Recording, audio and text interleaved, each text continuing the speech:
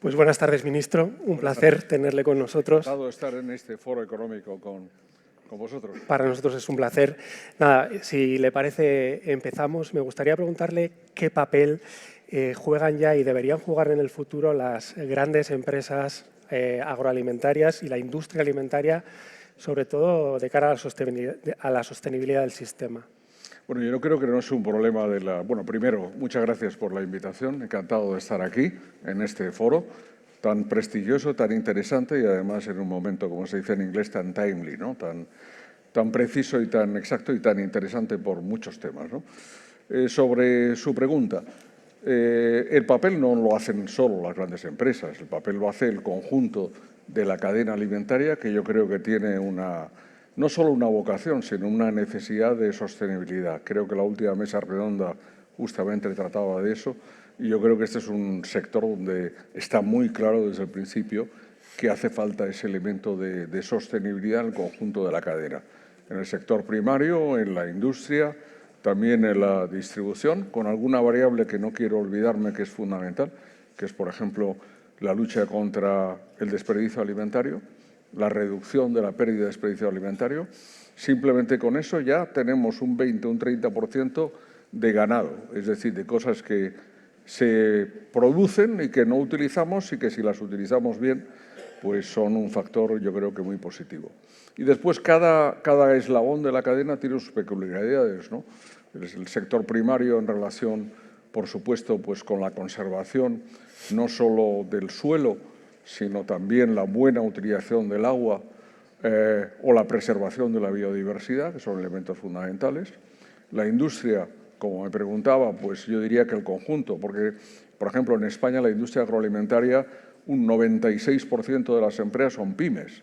Por tanto, de cómo el conjunto del sector asume esa circularidad, que yo creo que cada día está más presente, con la utilización de energías renovables, con la preocupación por utilizar todos los, digamos, restos, residuos de la propia producción y finalmente la distribución, que tiene mucho que ver también, así como todo el sector de Horeca, con lo que decía al principio en relación con la reducción de la pérdida de desperdicio.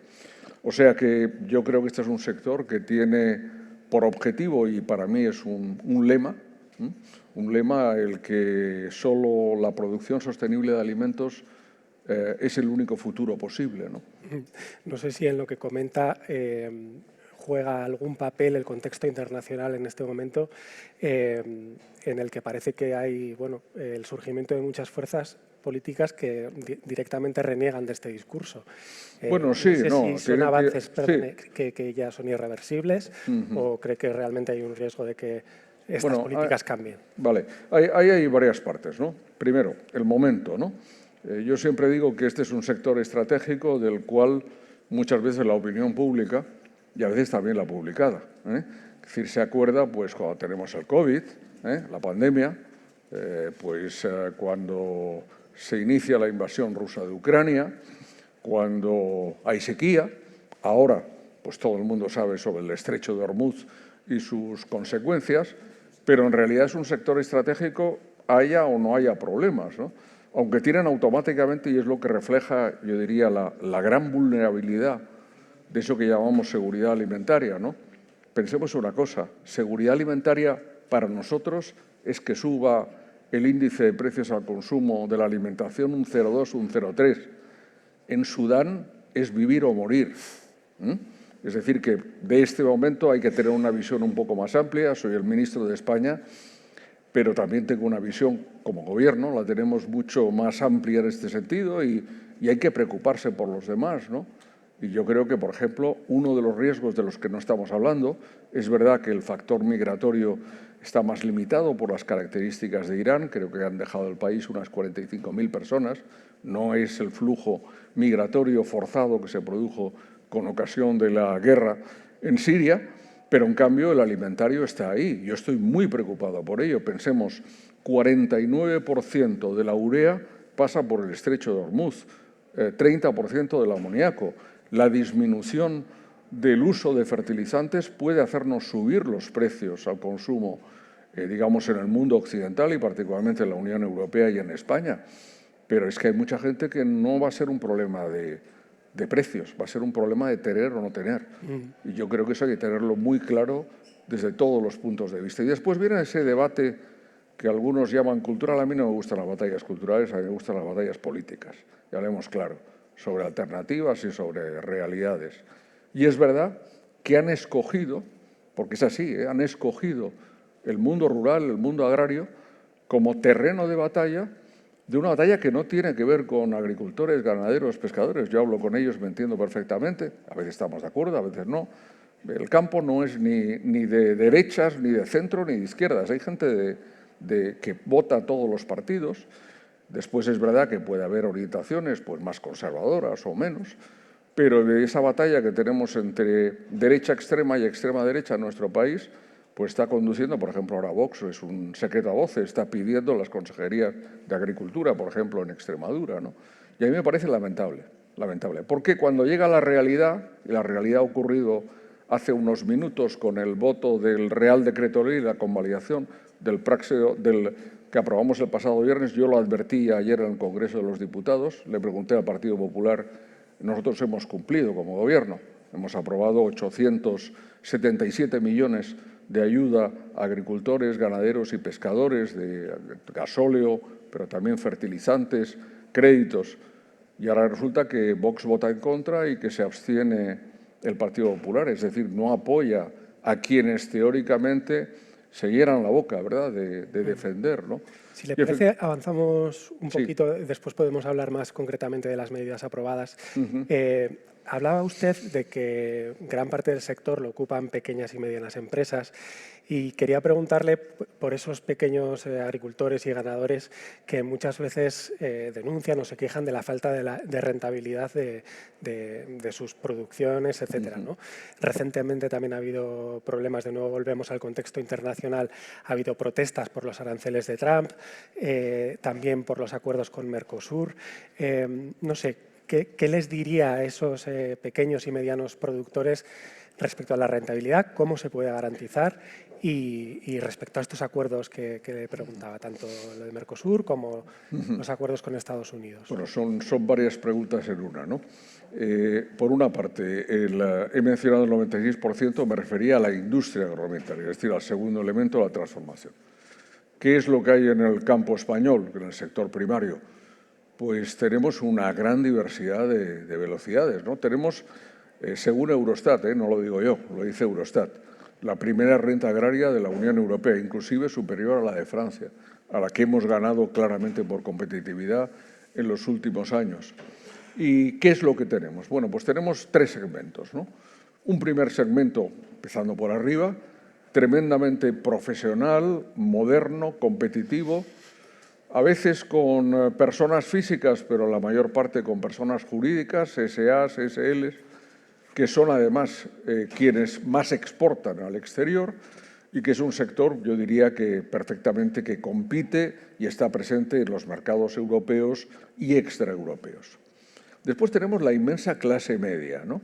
Y en la clase media se mezcla un poco todo. Hay la mayoría agricultores profesionales, pensemos en términos demográficos, los empleados en el sector primario son aproximadamente unos 750.000, de los cuales unos 240 o 250.000 son por cuenta propia y el resto por cuenta ajena a tiempo completo. Habrá más trabajadores, pero en tiempo completo como 500.000 más o menos. Bueno, pues después si sumamos el sector de la industria agroalimentaria, llegamos hasta una cifra de 1.300.000 ocupados, ¿no?, en el conjunto del sector. Esta inmensa clase media, hay alguna que le va muy bien, otra que le va regular y otra que le va peor. Hay sectores más competitivos y con mayor añadido, pues por ejemplo, referentes a las frutas y hortalizas, ¿no? Es un ejemplo muy claro, es un sector muy competitivo y en cambio hay que decir que por ejemplo, los sectores cerealistas que están más determinados por el flujo, en definitiva, por los flujos de los mercados internacionales en la fijación de precios, tienen mayores dificultades sobre ello. Y después la tercera categoría, que es muy mediterránea, que se da sobre todo en el este de la península y en el sur, que es la agricultura a tiempo parcial. Es decir, alguien que no es agricultor, pero tiene un campo y lo explota, ¿no? O por ejemplo, un olivar es muy típico, o un campo de naranjas, ¿no? En la Comunidad Valenciana o en Murcia, ¿no? ¿Es realmente un agricultor? Bueno, pues yo creo que merece la consideración de tal y también un apoyo, por una razón muy sencilla. Si probablemente no llevara a cabo esa tarea agraria, pues estaría abandonado el campo. Y lo que tendríamos son lo que nos quejamos siempre con los incendios, pues un campo, ¿verdad?, pues abandonado, con lo cual es materia de pasto, pues eso, de incendios y de, en definitiva, podredumbre, ¿no? Pero de eso digo que esa diversidad hace que a todo el mundo no le vaya igual, ¿no? Cuando hablamos de comercio, pues tenemos grandes almacenes, tenemos medianos almacenes y tenemos la tienda de barrio. Entonces, muchas veces estas historias, los temas de la rentabilidad, va ligado a cada explotación. Para mí, ¿cuál es el futuro? Y yo creo mucho y defiendo políticamente y como ministro a la agricultura familiar, pero la agricultura familiar solo tendrá futuro si es profesional. Vamos claramente a una necesidad de agrupación que ya llevan a cabo las cooperativas, si no las organizaciones de productores, pero cada vez más es más necesaria, más intensiva en capital, llámese maquinaria, llámese ahora con la digitalización, la utilización de todos los nuevos medios. Esta es un poco la orientación. Después viene la segunda parte, la parte de Mercosur o acuerdos comerciales. Nosotros somos una potencia agroalimentaria. Esto no nos lo podemos, los datos lo demuestran, ¿no? Cuando ingresamos hace 40 años en las comunidades europeas entonces, éramos el 8º de los 12 países miembros, ¿no?, en exportaciones. Hoy somos el 4º de la Unión Europea y el 7º del mundo. Solamente Estados Unidos, China y Brasil están por delante de nosotros. ¿Qué significa esto? Que somos una gran potencia. Lo veíamos estos días en Alimentaria, o se ve aquí en Madrid todos los años en octubre, en Fruit Attraction. Por tanto, temor, yo creo que no. Lo que estamos haciendo, innecesariamente estamos haciendo, ojo, aranceles de Trump. Hay que mantener el mercado norteamericano, que no lo puede sustituir nada. Es un mercado espejo, donde te sirve a su vez para entrar en otros. Pero es evidente que también tenemos que diversificar.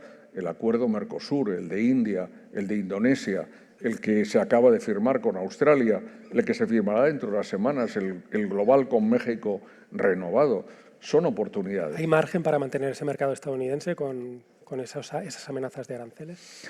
Sí, pero es que, vamos a ver, el perro ladra pero muerde menos. Quiero decir que el 15%... Bueno, y cambia de opinión, ¿no? Cambia de opinión. Bueno, dicen los expertos, he visto las cifras del estudio, el primer año ha sido en realidad un 12 y pico, no ha sido un 15. Y después también hay que decirlo, cada exportador se la arregla con su importador, ¿no? Hay dos sectores que particularmente son los más significativos. Uno es aceite de oliva, otro es vino. El sector del aceite de oliva hemos tenido un diferencial de precios porque como consecuencia de la sequía estábamos en precios muy altos, con lo cual prácticamente se ha podido asumir los aranceles. Y en el sector del vino, pues yo diría que la mayor parte de los acuerdos van por el sentido de un reparto mitad-mitad de los aranceles entre exportador e importador. Ojo, que no es una buena fórmula, yo estoy absolutamente en contra de los aranceles y en favor de un sistema basado en reglas y donde se pueda practicar el libre comercio. Pero si me permite, haciendo la observación general, yo creo que esto es como el fútbol, ¿no? No se puede ganar 10-0. Es decir, si tú metes goles, pues también tendrás que aceptar que te metan algunos. Es decir, tiene que haber un cierto do et des, ¿no?, en relación con todo esto, ¿no?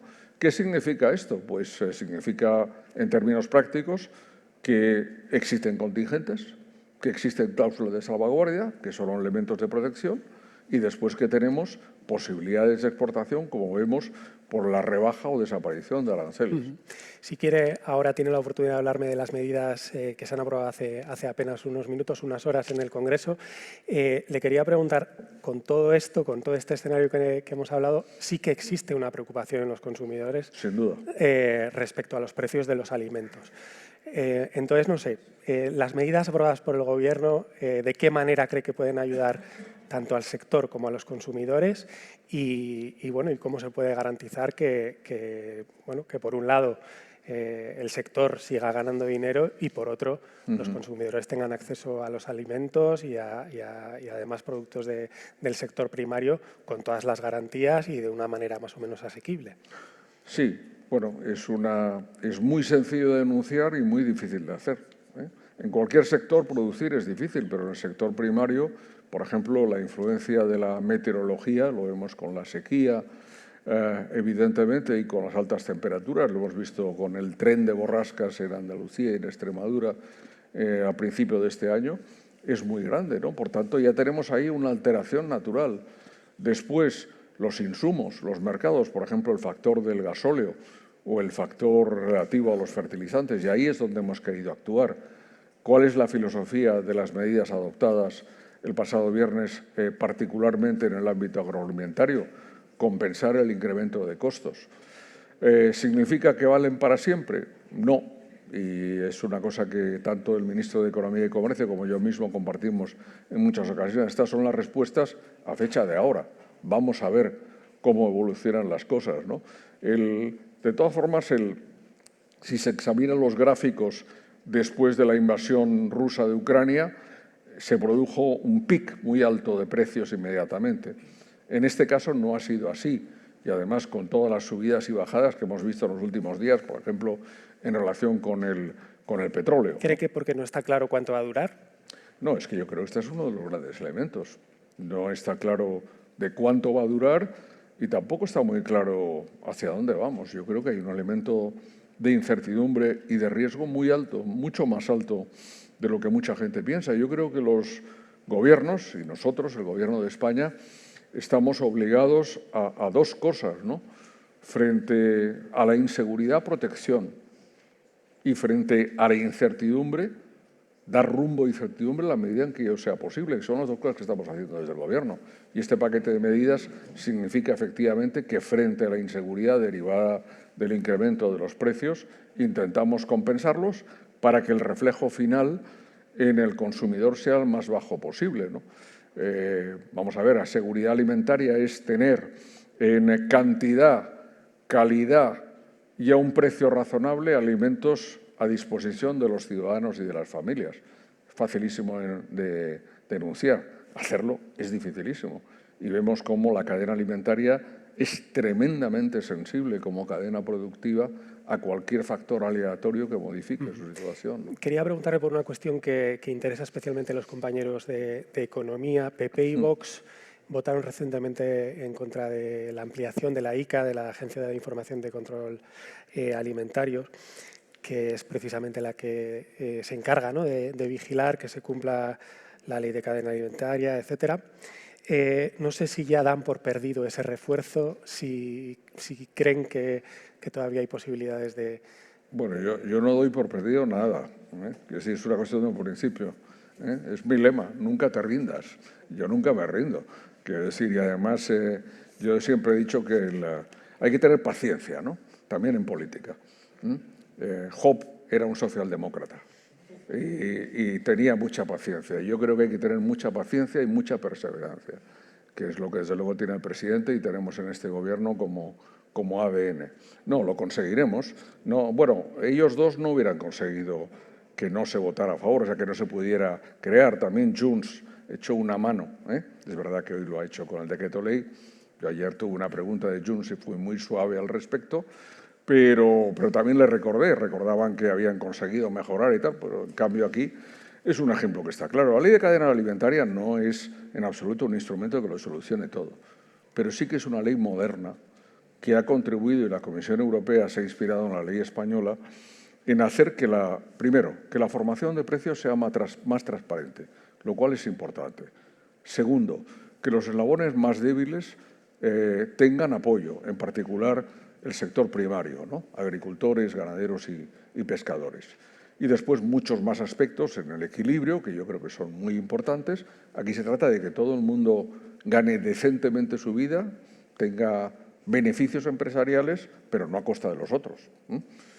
Por tanto, es un equilibrio complicado, como digo, pues por ejemplo, en un caso como el español, y por introducir una variable muy interesante, muchas de nuestras transacciones son transacciones europeas, ¿no? Entre España y un comprador que puede ser francés, que puede ser alemán y demás. Ahora se está modificando la Directiva de Prácticas Comerciales Desleales en el sentido precisamente de tener en cuenta esas transacciones transfronterizas que son un elemento muy importante. La transformación de AICA en agencia estatal, para mí, continúa siendo una necesidad. Y lo lograremos. No sé cuándo, pero lo lograremos. Se me ha pasado rapidísimo el tiempo. Le voy a hacer un par de preguntas, dos últimas preguntas. Volviendo de nuevo al tema de la sostenibilidad, de las políticas verdes, el sector agrario está en el centro del debate climático y le quería preguntar cómo se convence o cómo convence el ministro a un agricultor de que tiene que invertir en sostenibilidad y en si me sector permite, verde. Sí, si me permite un doble convencimiento. Un convencimiento de quien no está en el campo de la agricultura o de la ganadería, que el agricultor es el primer ecologista conocido sobre la tierra. Me explico. Hay esa visión urbana de que los agricultores y los ganaderos son gente que, perdón por la expresión, ensucia produciendo. No es verdad. Un agricultor y un ganadero quiere un campo, una tierra que sea fértil. Quiere, evidentemente, una producción ganadera que no destruya su entorno natural.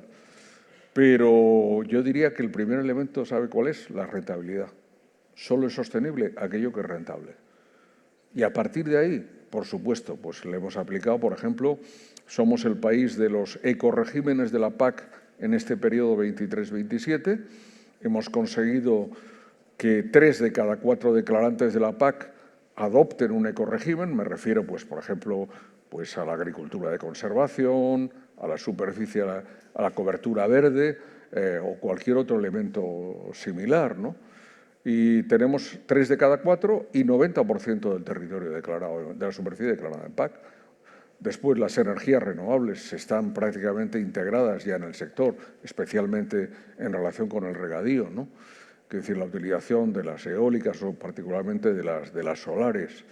Y después, desde el punto de vista de la utilización de fitosanitarios, a pesar de una confusión política que tiene la derecha, que es que se cree que de estos temas se puede hacer de los temas fitosanitarios o de sanidad animal terreno de batalla política, gravísimo error, porque estos son temas estrictamente técnicos, pero estrictamente técnicos muy importantes. Si se utiliza un producto equivocado, nos pueden lanzar una alerta sanitaria, como ocurre a veces en Francia o en Alemania, y el perjudicado es el agricultor. Por tanto, todos estos factores son importantes y un factor muy importante también que quisiera mencionar y concluyo en este punto. Las nuevas técnicas genómicas. Aprobamos la regulación a final de este año, lo habíamos iniciado bajo presidencia española en julio del 23 de la Unión Europea, tener semillas y plantas más resistentes a la baja pluviometría, a las altas temperaturas o, por ejemplo, que sean capaces de utilizar menos productos fitosanitarios o que tengan producción sin gluten. Adaptarlas al nuevo clima, ¿no? A la nueva realidad climática. Entonces, tenemos ahí varios instrumentos. Tenemos el regadío modernizado, tenemos el seguro agrario, que no hemos hablado, pero es un tema también muy importante y muy moderno. Tenemos las NGTs, que se llaman en inglés, las nuevas técnicas genómicas. Es decir, que tenemos una realidad de un sector. El otro día acompañé al presidente a la cumbre de inteligencia artificial de Delhi. Un tercio de todas las presentaciones de aplicación de la inteligencia artificial es la producción agroalimentaria. Está la biomedicina, evidentemente, después muchos temas diversos, pero la producción alimentaria es un terreno favorito en cuanto a la predictibilidad, los gemelos digitales y todos los elementos, ¿no? Y hay mucho futuro por delante. Se me quedan muchísimas preguntas en el tintero. Y a mí muchas respuestas. Una última que tiene que ver con su candidatura a la presidencia. A la FO. ¿Cómo la ve? ¿Cómo lo ve? Bueno, pues no lo logra el que no lo intenta. Y yo también tengo ahí un punto de la vida y la política también tiene un punto de riesgo, ¿no? No, sí, hablando me encuentro muy bien, francamente, y además con un gran orgullo de ser miembro de este gobierno y de lo que estamos haciendo, claramente, por España y por Europa. Y al mismo tiempo también, pues sinceramente, pues tengo el perfil, no lo puedo decir de otra forma, soy el decano ya de los ministros de Agricultura europeos y llevo un tiempo sin encontrar ninguno que lleve más tiempo que yo pues en las reuniones internacionales, lo cual empieza ya a ser peligroso. Mucho, ¿no? Sí, uno puede pasar rápidamente a inventario, ¿verdad? Pero y además, sinceramente, me interesa mucho. Creo que esta entrevista lo demuestra y, bueno, en fin, que de lo que hablo no solo es mi ocupación, sino mi pasión. Y yo creo, sinceramente, que es una tarea muy noble, ¿no? Escuché al Papa León XIV, acompañado a la Reina el Día Mundial de la Alimentación en octubre del pasado año en FAO, ¿no? Lo recomiendo a quienes nos están siguiendo, es que están escuchando, hay un discurso del Papa que es un discurso, con perdón, socialdemócrata, absolutamente en relación con la alimentación. Me pareció fantástico. Y un poco enlazaba con esta idea que mencionaba al principio de esa entrevista, ¿no? En cada sociedad y cada estrato de la sociedad tenemos nuestros retos, nuestros problemas, ¿no? Pero ojalá en muchos países del mundo se tuvieran los problemas que tenemos nosotros. Ya pagarían por ello. Ministro, pues ha sido un placer. Espero que esta sea solo la primera conversación de muchas otras, que le voy a preguntar todo lo que tenía pendiente. Muchísimas gracias y nada, dejamos ahora unos segundos que pues se muchas adapte gracias y un saludo a todos los que nos están siguiente. siguiendo. Gracias. Muy bien, gracias. Gracias. Muchas gracias.